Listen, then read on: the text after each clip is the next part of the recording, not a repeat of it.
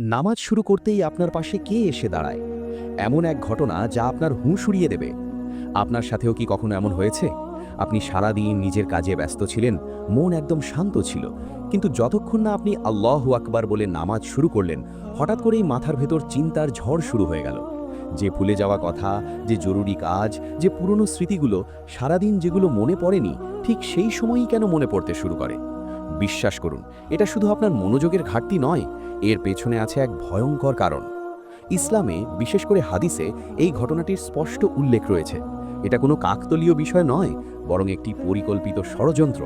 যখন একজন মুমিন বান্দা তার রবের সামনে দাঁড়ায়, তখন সেখানে এক বিশেষ শয়তান উপস্থিত হয়।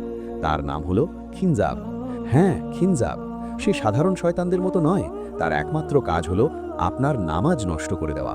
আপনি যতক্ষণ দুনিয়ার কাজে ব্যস্ত থাকেন, সে আপনার কাছে আসে না, কিন্তু যতই আপনি নামাজে দাঁড়ান, সে ছায়ার মতো